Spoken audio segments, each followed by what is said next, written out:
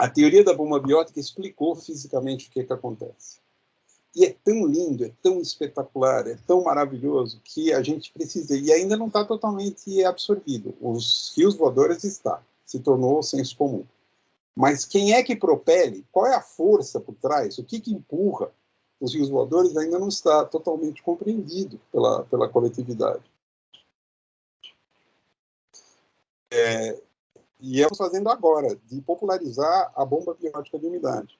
O que é, basicamente? Basicamente é o seguinte: a floresta amazônica, as árvores, se você pensar, mais da metade, em torno de 60% da Amazônia toda, são regiões com água ou inundáveis, né, que tem muita água à disposição, ou pântanos, ou regiões com água muito próxima da superfície.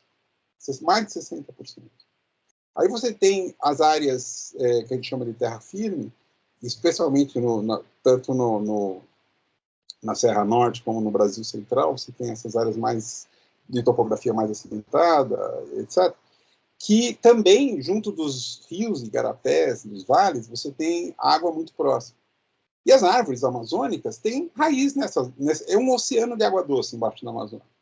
Então, o que acontece? Elas transpiram em grande quantidade. A gente calculou. Uma árvore grande na Amazônia, com uma copa de 20 metros, ela chega a colocar 1.000 litros de água num dia, transpirando. Tá? Invisível, nós não vemos. Existe um fenômeno que ocorre em lugares onde tem a atividade vulcânica, como na Islândia, na região de Yellowstone, nos Estados Unidos, talvez nos Andes tenham, que são os geysers, ou geysers, né? Que são aquelas águas subterrâneas que entram em contato com rochas quentes, formam vapor e saem explodindo para fora. E eu fiz essa analogia de que as árvores da Amazônia são geysers verdes, porque elas fazem esse papel. Elas pegam água do solo, água subterrânea, e jogam para a atmosfera. Só que não faz aquele espalhafato, porque o vapor que sai das folhas é invisível. Você vê somente, logo depois de uma chuva, ou de manhã, logo cedo, você vê aquelas nuvenzinhas saindo assim da floresta, logo depois que chove também, porque condensa esse vapor que está saindo das árvores, da mesma forma que uma chaleira no fogão, né, que está fervendo a água, e quando esse vapor sai, ele encontra o ar frio, condensa e forma aquele vaporzinho saindo da chaleira. Mas, de um modo geral, esse vapor que sai da floresta é invisível. Então, a gente diz em inglês, out of sight, out of heart, né? Como que é? Em português o que os olhos não vê, o coração não sente, né? Então, a gente não vê, é totalmente inconsciente. O Humboldt sugeriu isso. Ele falou, onde tem floresta, tem essa umidade no ar. Mas, então, o que nós fizemos? Medimos isso. Encontramos que, além desses 1.000 litros, para toda a bacia amazônica, a quantidade de vapor que sobe é comparável à quantidade de água que sai no rio Amazonas. E é uma coisa espetacular, se você pensar. Nós medimos, deu 20 bilhões de toneladas de água. 20 bilhões de toneladas de água por dia. O rio Amazonas despeja no Atlântico 17 bilhões de toneladas de água por dia. Tá? Então é um rio maior que o Amazonas, que está subindo das árvores, invisível. Essa quantidade de água, para ela evaporar, ela tem que absorver energia. A água vamos falar assim, é a abelhinha da floresta no sentido energético. Por que as pessoas, quando está um sol bem quente, as pessoas gostam de ficar embaixo de uma árvore? Não é só por causa da sombra. É porque cada grama de água que evapora consome 600 calorias de temperatura, de calor. É um super ar-condicionado. Uma árvore grande, aquela que eu disse, que a gente calculou quanto que ela transpira, ela substitui, eu fiz essa conta também, uma conta muito chutada, mas enfim, substitui ar-condicionado de 36 mil BTUs para esfriar 5 casas, uma casa sobradada num clima quente, aquele ar-condicionado grande, né, de 36 mil BTUs, 5 deles, uma árvore somente, de resfriamento. E a árvore, diferente do ar-condicionado, porque o ar-condicionado, o que ele faz?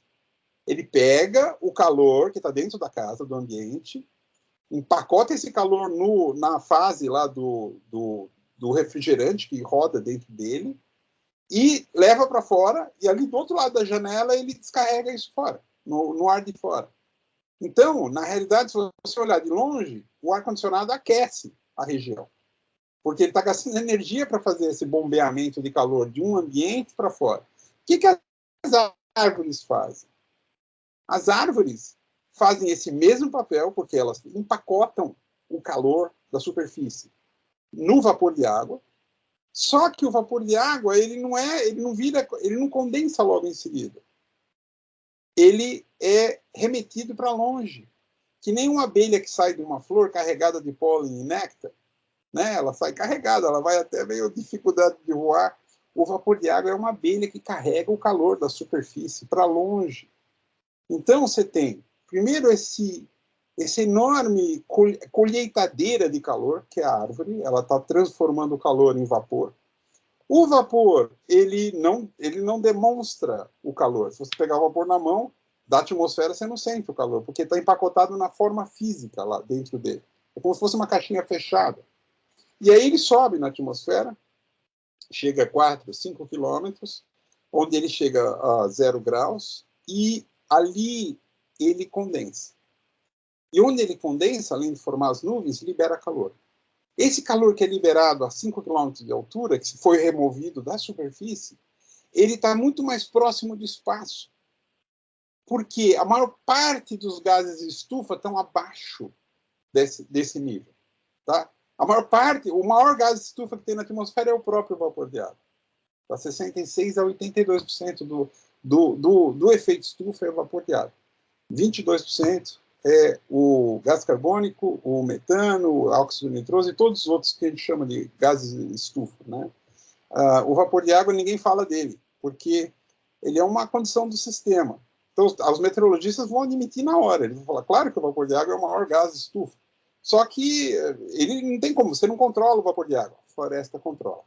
A floresta controla o vapor de água. Então, nós temos aqui as árvores removendo o calor da superfície, empacotando em vapor, o vapor sobe, libera próximo do espaço, isso é um sistema de resfriamento da atmosfera, ou do planeta, que é muito mais importante do que o CO2.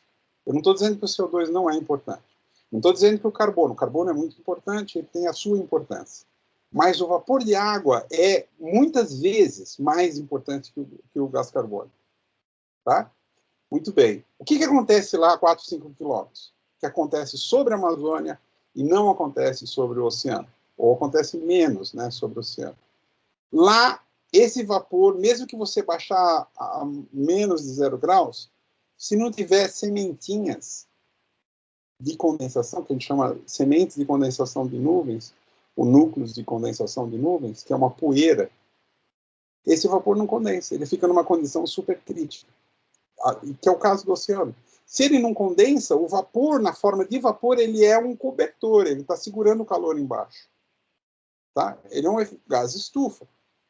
E é o que ele faz lá em cima do oceano. Evapora o montão do oceano e fica lá aquele cobertor, porque não condensa. Sobre a floresta, condensa.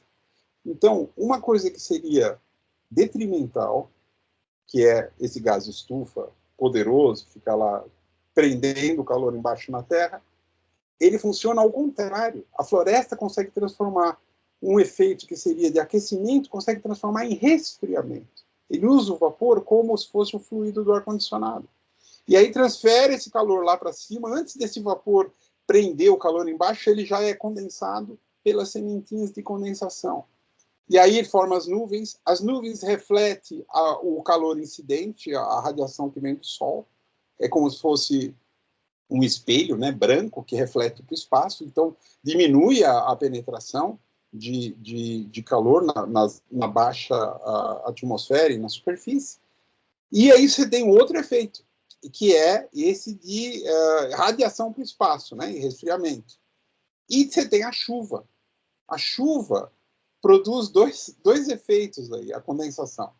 Um é esse da liberação do calor, o outro é da liberação de sucção. Ou seja, você tem uma parte da atmosfera que está sendo ocupada pelo vapor de água. Isso gera uma pressão parcial de vapor lá, que tem o nitrogênio, né, 79% do ar, o oxigênio, 21%, e o vapor de água chega a ser quase 1% do ar, dependendo da região, varia muito. E esse desaparecimento do vapor, quando ocorre a condensação, produz uma sucção. Baixa a pressão nessa região. E esse efeito não estava considerado pela meteorologia.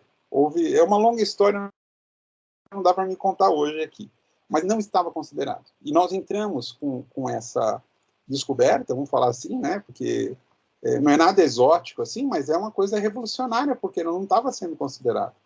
E com essa descoberta, nós esclarecemos o paradoxo da pressão. Porque a floresta amazônica, através da promoção da evaporação e condensação, ela rebaixa a pressão sobre o continente, em relação à pressão do ar sobre o oceano, e faz com que o vento úmido do oceano, então, é puxado para dentro do continente. Tá? Esse efeito é chamado efeito da bomba biótica.